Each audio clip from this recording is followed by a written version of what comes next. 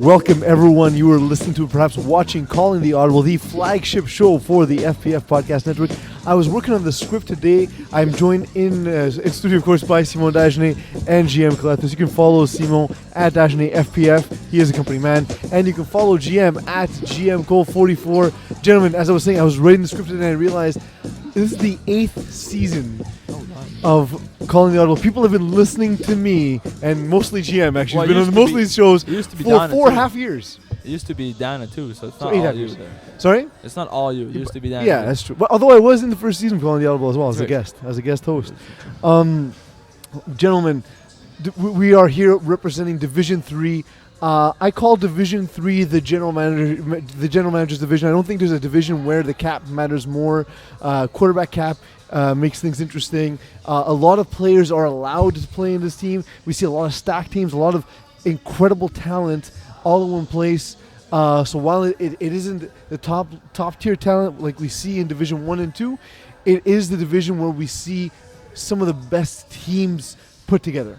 Well, the thing is, you can have D1 athletes if you want, whereas, let's say, like Div 4, Div 5, you cannot really have... If you have a Div 1 player, you cannot really have any other, where in Div 3, you're allowed to have more room to play around. So if you have a Div 1 athlete, you can get some guys around him, you can surround him, whereas you can just go and get some average. So I think the GM part of it is really important, where you need to stack your team properly.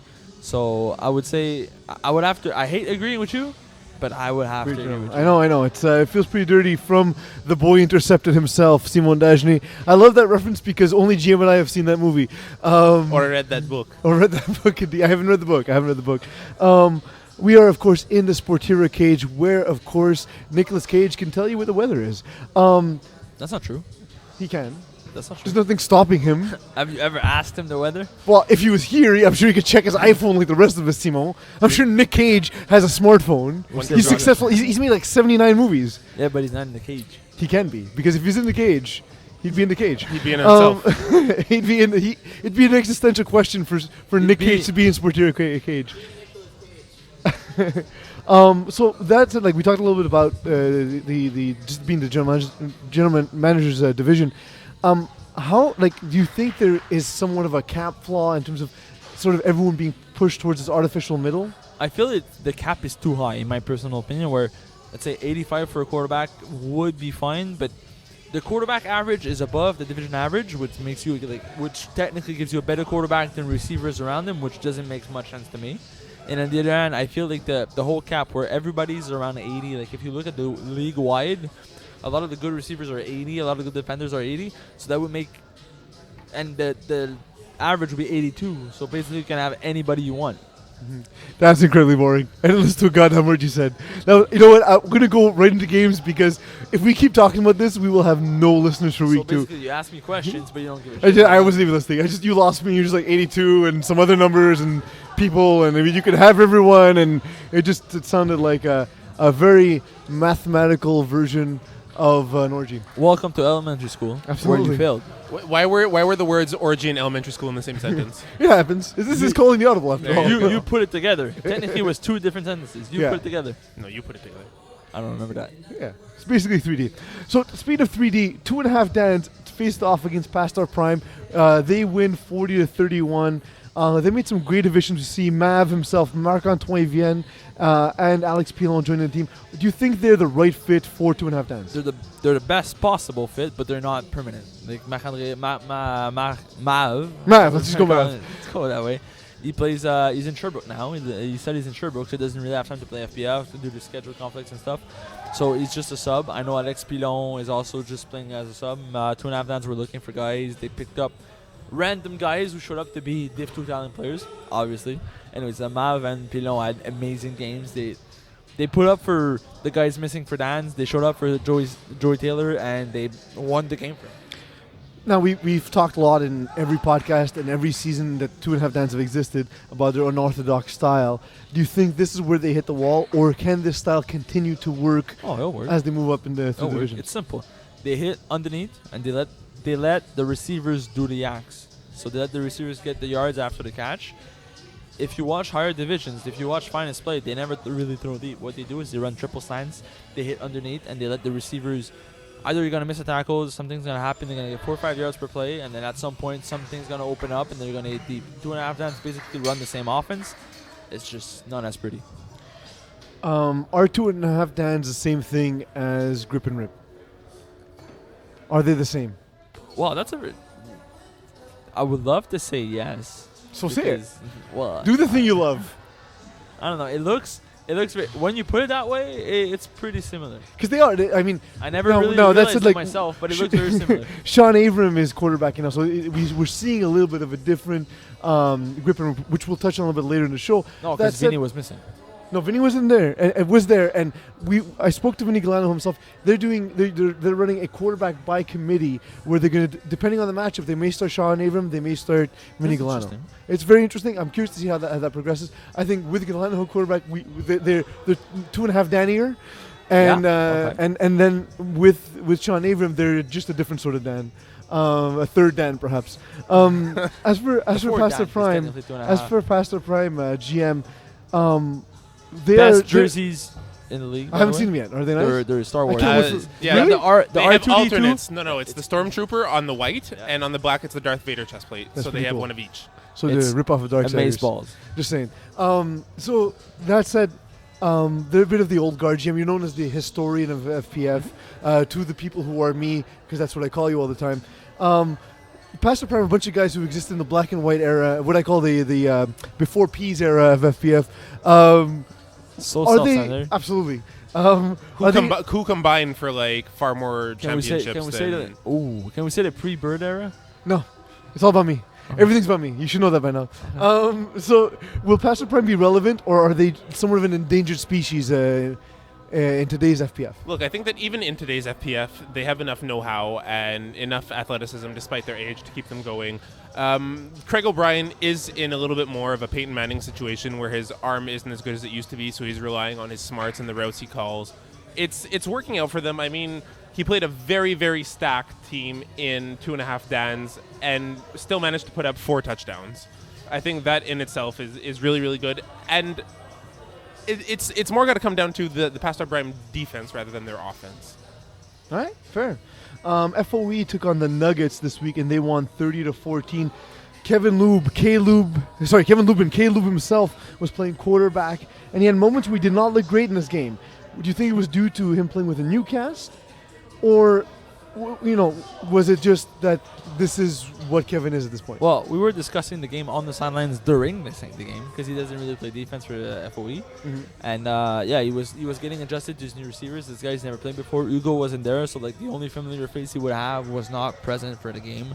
He was getting adjusted to the many new receivers. When the reads weren't there, he was using his legs. He got 2 rushing touchdowns. Well, that's it. If I'm not He did mistaken. flip the switch at one point. He got to 2 rushing He touchdowns. got some back to rushing back. touchdowns. He faced a very good defensive unit in Nuggets, so let's not underrate that. Nuggets have amazing athletes, and they were really shutting down his receivers. He used his legs earlier. Used his legs the proper way, where you need to use legs when the receivers are not open, and afterwards you just saw Kevin Lubin go back to being the Kevin Lubin we used to know, where he uses his legs instead of throwing the pass because he believes he can do it himself. So it worked out in the first week. They won the game by a decent margin, 16 points. Will they keep going on? It depends how he adjusts. If he can actually make the defense fear the receivers and use his legs, that's going to work out for them. But if he keeps trying to make it happen himself, they might hit a brick wall. Will this be a dichotomous season for Kevin Lubin in that we'll see moments of greatness and moments where he struggles, or do you think this team will just get better and better as the season goes on? The first word. Nice. I like that too. I don't remember what I said, so I'll pretend I agree No, but with I it. think it's going to have a few bad weeks, like a few very bad weeks, like weeks where he would like to take it back and would just rush on, and he's going to have some 3 or 4 bad weeks during the season, but they're going to finish like 6 and 4. Right. Fred Millette has his most successful season in, I believe it's Div D? Div D Warhawks. Div D Warhawks. Can he be a successful Division III quarterback? No. even with the receivers he has, even with you're Rafael saying even with the Decathlon. receivers he has, but Tim Godber, former two-way player, absolute athletic freak, covers everywhere on the field at once and can shred defenders at a moment's notice, left this game with 1 reception for 6 yards. Yeah, fair. This is a player who finished the season with 15 touchdowns. If you can't use talent like that, you're going to have a tough time. Fred Mallet scrambles a lot and hits a receiver downfield. That, let's be honest, it's not always the prettiest, but he has a good arm. He throws deep and he scrambles a lot. When you face better defenses and guys that are as athletic as your own receivers, it's not as efficient, and that's the problem with the team right now. That's the problem with Nuggets. Okay, Fun Boys took on the Mercenaries, and they won by a score 24-15. Looking at this game, are Fun Boys a top contender in Division 3? And do they have perhaps the deepest and most versatile roster? They have the deepest roster. They have the most versatile roster. Are they a top contender at this moment? No, I don't think so. I think they need We'll to get a little improve. more into exactly who are the top contenders, but why do you think they are not? I think they need time to improve. I think they need time to learn. Mahoney's a new quarterback with the team. I think he needs time to improve. New quarterback within FPF, but at the Yes. same time, he quarterbacked in the Bull Door for the Vanier Cheetahs. Yeah, but he's not like for FPF is a lot different than tackle football. And I believe the way it's going to set up is they're going to learn a lot from week to week, and by week 10 they're going to be contenders, which is all that matters in the end. But I believe that this team is learning every week. Things are changing around them, and this roster is so versatile and so deep that I believe that these guys got it. Let me intercept you for a second, Simon. The only time he will utter We're that on the same sentence team. ever. We're on the same team. Irrelevant. How do you handle an offense like the Fun Boys with all the weapons that they have with Scott Mironowitz, Phil Cutler, Vince Nardone, just talent up and down the field, guys who can catch intermediate routes, guys who can work well in space, guys who can burn you deep. How do you handle that kind of team? If you're playing on defense, Yes. you Because why would you need to handle them on offense? Well, I don't see how you can play man against them because there's guys like Nardone, guys like Scott. You cannot play man to man against them. They're just too dominant. So you need to play zone coverage, and when you play zone coverage, you just need to play a cushion and make sure wait for that moment that Mahoney makes a mistake, jump on it, and have a perfect offense. If you want, an offense that doesn't make any turnovers, doesn't make any mistakes, and either beat them on PATs or catch that mistake from Mahoney and capitalize on it. GM, what is Gino DeFazio's place in FPF's history, and how does he fit in today? I would say that Gino DeFazio is very much, aside from being a former accomplished quarterback, he quarterbacked the D-Boys to a championship, by the way, in 2011, if my memory serves. He's a ton of championships. You would almost put him in the Hall of Fame as a builder. He's really brought together teams. He's deepened the competition of this league. But as more and more seasons go by, the league expands even more, and the sort of tips and tricks that used to work phenomenally for him are the well has run dry. Okay, fair. Simon, do you think that the Mercs are an actual contender, or do you think they're a pretender this season? I think they're pretenders. The roster's amazing. They have amazing athletes. I just think Gino is not the right fit for the team to be contenders. Which is interesting because it's his team. Yes. But like we've I'm had just this discussion between ourselves. We're being When honest. I've criticized you, for example, when you build a team, sometimes you build a team that's not necessarily no, the team well is well suited built. to your The team skill is set. well built. I think just Gino, I would say due to his knee, he lacks arm strength, and that's affecting his decision making. And I believe he's just not a contender anymore in Div 3, where his roster would be, but he is not. Well, we're going to take a quick break. When we come back, we're going to take a look at James Floriani's rankings of his top teams coming to the preseason. Now we've seen a week of action. We'll see what we think about those top 10 teams. Then we'll make our quick picks, and we'll move on and send everyone off into week 2.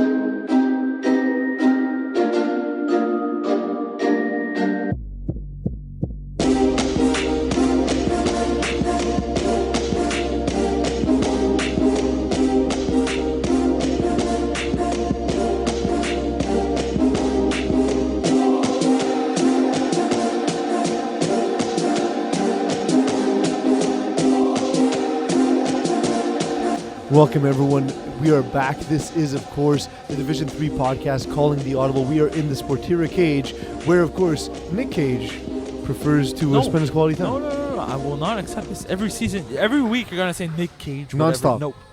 Nope. He's been so many movies, I will not run out of references. Unless Nick Cage shows up to Sportira cage, this is not a flower. The Lord of War himself You will not show will up show here. up in Sportira cage. Like, you've called him By the a end of the bazillion season. times. He never picked up. By the end of the season, he will absolutely be here. He And you never know what? picked up the I think we need to get Reddit involved in this one. just because I got an answering machine, it doesn't mean he didn't pick up. Technically, it is his voice. Let's look at James Floriani's ratings. I know we all hate James, and we all know he's a terrible Nobody journalist. likes James. But let's I think James' girlfriend hates James. well, I mean, girlfriend. If she's even human, we live in a Jetsons-like era. She might even Manti tail right here. He's the Manti tail. Yeah. she might be meant to tail. Let's take a look at his rankings. Let's see what we think of these teams. He ranked Labor Days number 10 coming in. They no longer have Fred Dupuis as quarterback. They come into the season in a higher division now with Simon Vallée, Top Gun himself. So what do you think? This team is very stacked. I mean, that team last season made plays by himself. Fred Dupuis didn't look like he was the guy that was making the plays, but now that we switch up, now that we put somebody else as quarterback, we see that actually Fred Dupuis was really the pivot. The driving was really force. yeah, exactly. Thank you, Jim. So with Simon Vallée, I think this team regressed. The defense is still as good as it used to be, although they lost a few key members. But I believe that the offense is not going to put up enough points for them to go, like, let's say 8-2. Yeah, Alex Hollowak and the Meta Mayhem team. It's a great team. I really like that roster. It's So would you rank them as low as 9? I think 9 is good for now. Okay. They won the first week. I think they need to prove themselves to move up the ranking, but I think they need to be on the radar. What does Alex Hollowak need to do to prove he's a good quarterback in FPF? Because he's won a championship, he's played well, even to whatever degree he's played well pretty much at every stop along the way. I think it's testament to his ability that he does keep playing this well and he keeps staying under our radar. This is a player who doesn't like the spotlight, and if you ask him, this is a great success for him. He's as you said, a championship winning quarterback, and yet he can still fly under the radar. That's true. We'll go into now. We'll look at Sea Assassins. Sea Assassins, perhaps sharks are Sea Assassins. They're known as an offensive animal. Yeah. Just as the Sea Assassins are. Can they really be the 8th team without having a defense of which to speak? Yes. I mean, if you look at top tiers, like the best teams in FBF history, it's always who puts up the most points. If you put up 51, you're going to win football games. Even if the other team puts up 48, you're going to win football games. So I think Sea Assassins, if they can score on every drive and improve on PATs, defense doesn't matter. Because we all know defense is stupid. Exactly, defense is stupid. OTF takes on FOE this week. It's in the battle of acronyms. This is a great The match. Consonant Bowl. The concept of absolutely. OTF, which we decided is on defense. Of course, if you do search Urban Dictionary, you will find a different definition for OTF. I want to know now. Yeah, you could take a look. I mean, I'm not hinting you should, but you absolutely should. The thing with OTF is we have Mario Pareca starting quarterback for them. Can they be a competitive team this season? Yes. Why? I mean, I've seen him play, yes. He made a few mistakes, he made a few dumb throws. Like, if you're running right and you're throwing across your bar to the left, you're going to get picked off. But he made a few mistakes. I don't think it's going to happen again. He was frustrated with himself. They just need I to got click. the impression that Concordia's QB Trenton Miller was I going to be thought the so QB too. of this team. But that no didn't idea. seem to be the case after week I one. don't know this team. I just saw them play. And the quarterback made a few mistakes, but he played well overall.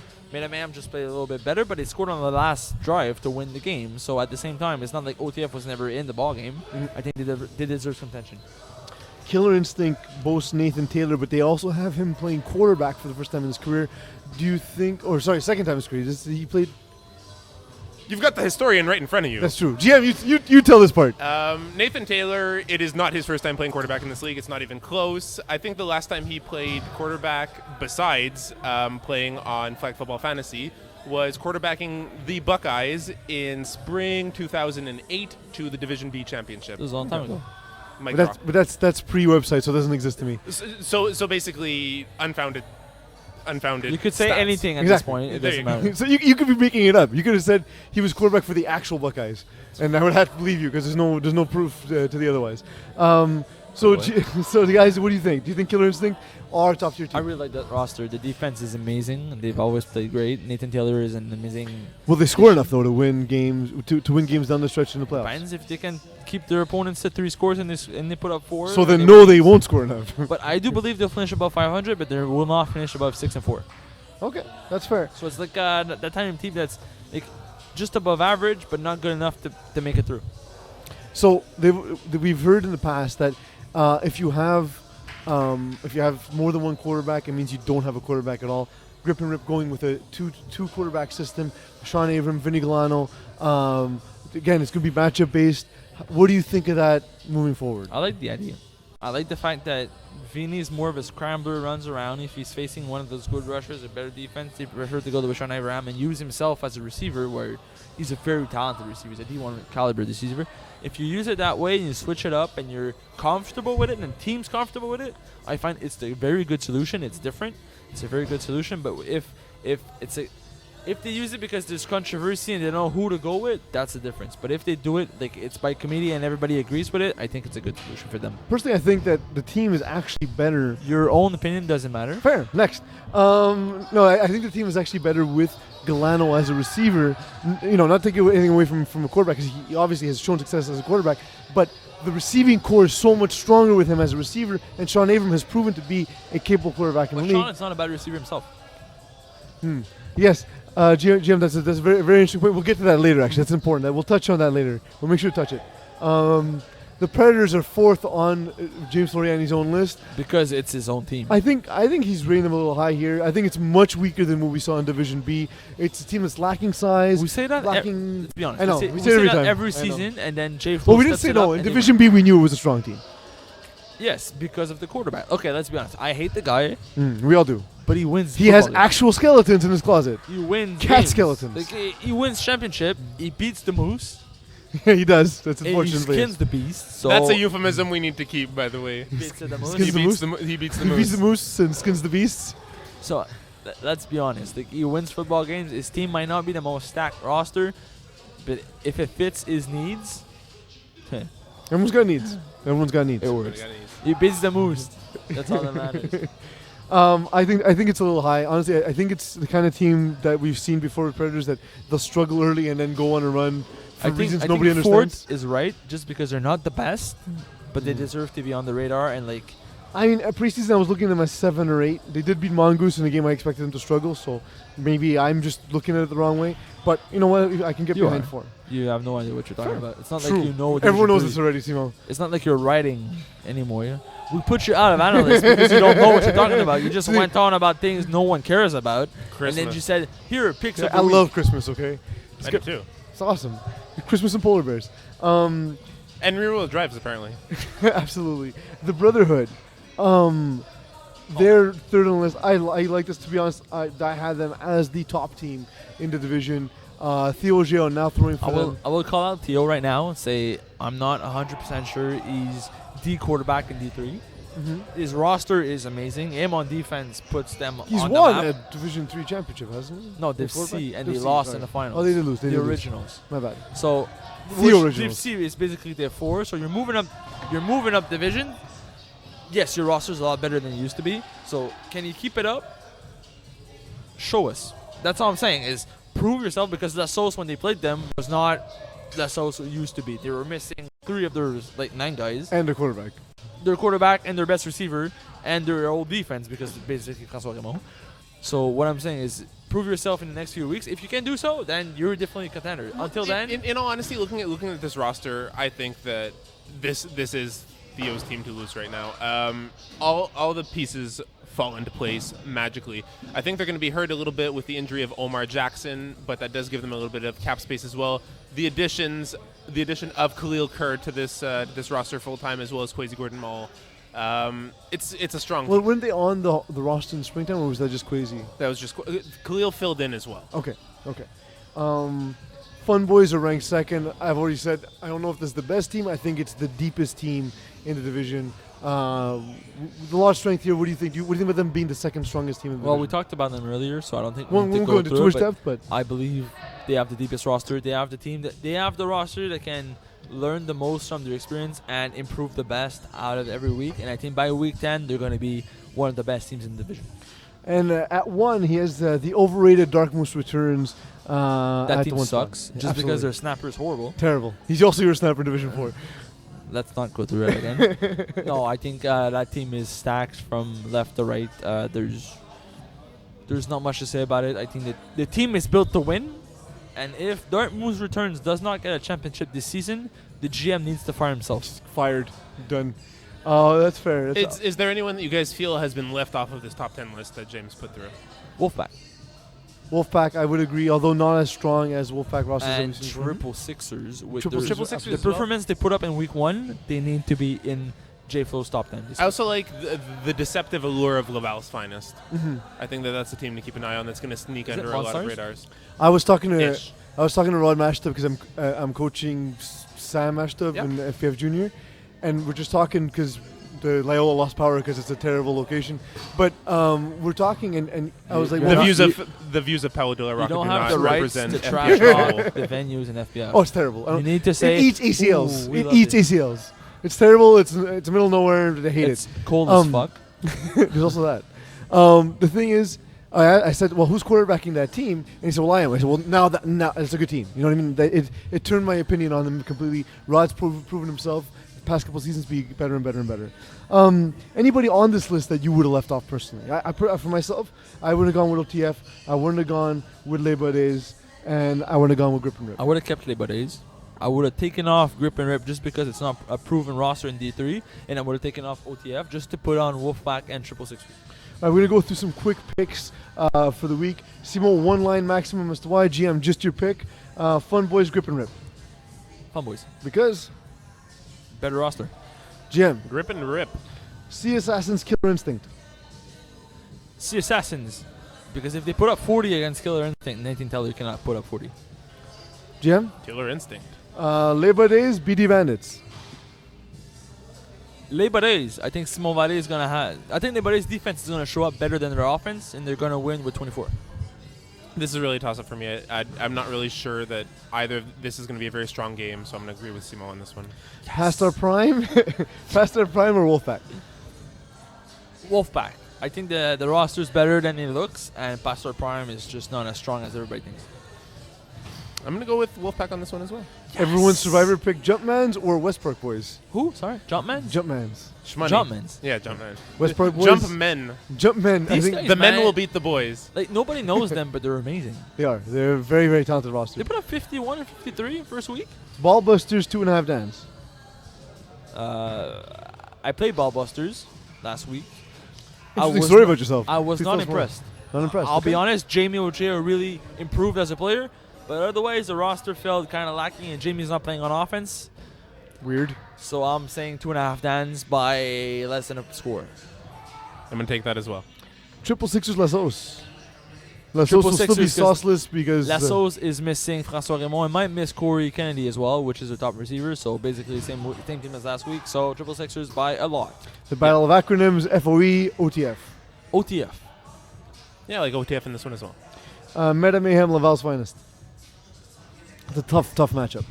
I would say Meta Mayhem because all the whack is clutch. Fair. My heart is going with Meta Mayhem, but my mouth is going with Laval's finest. So basically, Mouth beats the heart. Predators betray against yourself. Brotherhood. I was not listening. Predators against Brotherhood. I would go with Predators. I like the Brotherhood, but I think this is going to be the game of the week, and I think Predators going to win it on the last drive. There's too many athletes on the Brotherhood for them not to win this game. And Jay Float's going to have a rushing touchdown this week. All right. Dark Moose returns. Les Udistes. I don't think either quarterback will have a running touchdown. No, I do not expect that to happen this week. Dirt Moose returns, but I think Les Udistes is going to impress the league with their performance against Le Moose. If they even show up, like if Depends you were- who's quarterback, yeah. it depends on who's quarterback. I mean, no disrespect to Raphael Casey, but he's not on the same caliber as Hugo Henderson. No. And if he's quarterback, he can't also be receiver, and he's an incredible receiver. Yes, he is. Mercenary Snatchers. You can't pick it, so GM Calathris. I was tempted to even pick Snatchers in my Survivor pool just because of the sort of rotating bench that Mercenaries are bound to have and already have with You know, the the trust he puts in vacancies us, that they right? now have. So I'm going to go with Snatchers. I didn't believe in them enough for the Survivor pool, but I still think they're going to win this one. I'm gonna go Mercenaries. I'm just not a huge fan of the Snatchers Snatchers roster. Nuggets, Mongoose. Mongoose. Because But I still don't believe in either quarterbacks. So it's going to come down to who has the better week out of the two. But I think both quarterbacks are like below average. I'm going to pick Mongoose, but not for the reasons that Simon did. fair. Dirty Dogs, Game Changers. Game changers. Because Move on. No. GM. It's a similar roster that's proven success for the Game Changers. Dirty Dogs are still up and down at this point. They have the knowledge, but not the sort of execution. So I'm going to give it to the quarterback on this one, Anton Sanchez. GM, final thoughts. Thank you. Simon. That was bad. I mean, the final thoughts for Jim, that was horrible. He's thankful. He's a thankful I'm guy. thankful to be here, and you, I'm thankful. You could learn from GM I am Clethers. thankful that we have hit our 30th minute of this podcast, so we need to Wrap it up. Still boring. You Fair. could have said anything else, but thank you. So, your final thoughts, Simon? Thank you. That my final thoughts for Jim's final thoughts sucked. Fair. This week I am in my going for one, going for two. I will go for one. Just to remind everyone, it is picture day. Remember to wear your finest, and no women will be watching to see this picture. They will not be logging onto our site, so it really doesn't matter how you look. Just That is not do true. it for There's your own pride. Some women actually are in the pictures. That's true. Hopefully the Eskimo girl makes a return in Division 4. Oh, yes. Which we can only assume was the inspiration for the team name. Thank you, Eskimo thank you, GM, for producing the show. Thank you, Simon, for all the work you've done. And I want to thank James Toriani, the new Division 3 writer, as well as the Eagle at Master Control. Of course, you can follow Eagle at Eagle FPF. He does a great job putting all these podcasts together. He's been working here ever since early tonight. And Twitter handles as well. For yeah, those of you still listening. for anyone still listening, you can follow GM at GMCole44. You can follow Simo at Dajne FPF. You can follow me, of course, at Peas FPS. FPS is weird. I think your outro was longer than. It always other is. segments. It always is. And that said, I want to thank you all for letting me be myself.